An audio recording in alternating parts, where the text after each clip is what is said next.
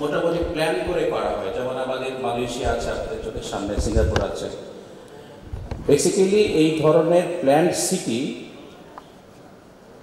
City not building, city আমাদের দেশে খুব বেশি মানে দেখা যায় না। হয়তো একটা কন্ডোমিনিয়াম, একটা অ্যাপার্টমেন্ট বিল্ডিংয়ের মধ্যে সাজসজ্জা দেখা যায়, কিন্তু ইনফ্রাস্ট্রাকচার সহ, সার্ভিস কন্ডাক্টিভিটি সহ কিন্তু কোনো একটা এরিয়া ডেভেলপমেন্ট হয়নি। এটার জন্য আমাদের রাষ্ট্রীয় পক্ষ থেকে বা আমাদের আমেরিকা কত বড় একটা রাষ্ট্র, সে আমেরিকার জোনিং প্ল্যান আমার এই ছোট্ট প্যানড্রাইভের মধ্যে আছে।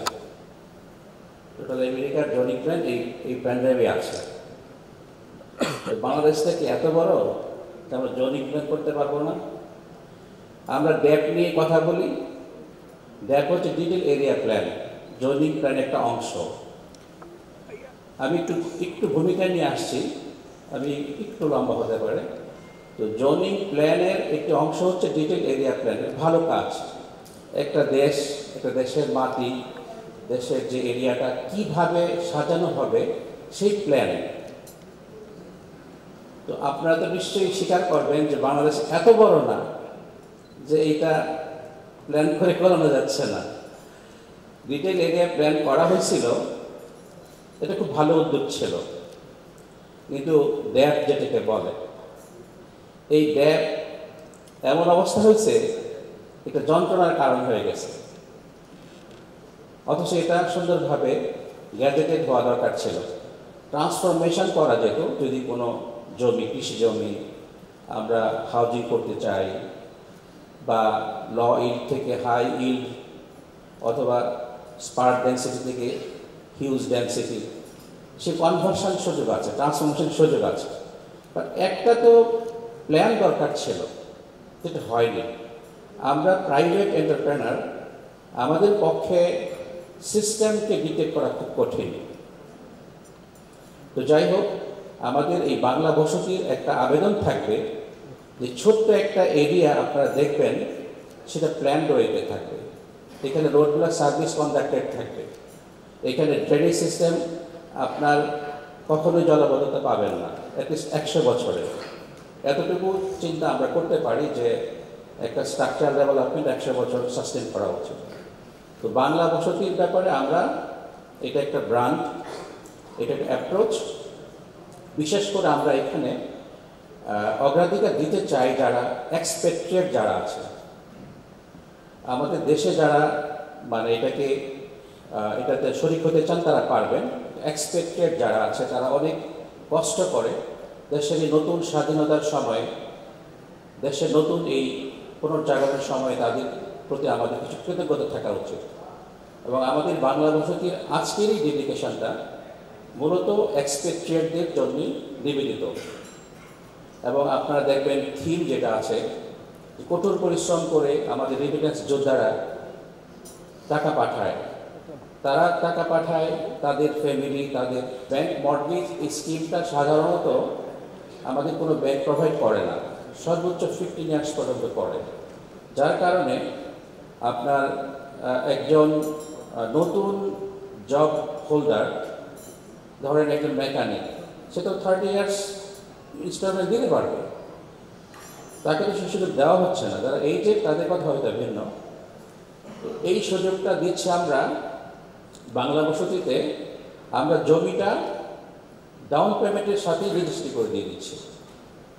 সাবকমান্ডার রেজিস্ট্রি, যেটা আপনারা সবাই বিশ্বাস করবেন যে সাবকমান্ডার রেজিস্ট্রি বাংলাদেশে অ্যাটলিস্ট নিশ্চিতভাবে এটা আসলে ফেক হতে পারে না। যেহেতু তারা বিদেশ থাকে, তাদের টেনশন থাকতে পারে যে রিয়েল এস্টেট কোম্পানিগুলোর ব্যাপারে তো কিছু না কিছু বদনাম আছে। বাংলা বসতি একটা নতুন অধ্যায় সৃষ্টি করবে বাংলাদেশের ঢাকা শহরের বসতি জগতে। খুব এক্সাইটিং, ভেরি এক্সাইটিং। যে বাড়িগুলো উনি দেখালেন, মনে হচ্ছে সত্যি কি এই ধরনের একটা পাড়া ঢাকায় হবে? তো আমার সবচেয়ে ভালো লাগছে সালাউদ্দিন সাহেবের গভীর বিশ্বাস, অন্যরা পারলে আমরা কেন পারবো না।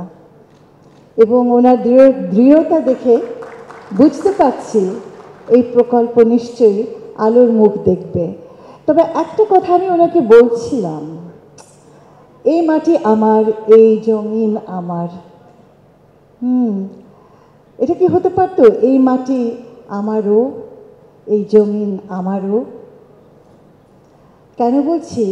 যখন বলি এই মাটি আমার, মনে হয় যেন আমি এটাকে শুধু নিজের করে নিয়ে রাখতে চাই। মাটি তো আসলে সকলের। স্লোগানটা খুব সুন্দর, তবে ভাবনার জায়গা থেকে আমার কথাটা মনে হলো, এই মাটি আমারও, তোমার, আমারও। তো তো আমি অভিনন্দন জানাচ্ছি এবং আমাকে উদ্বোধন করার জন্য অনুরোধ করা হয়েছে।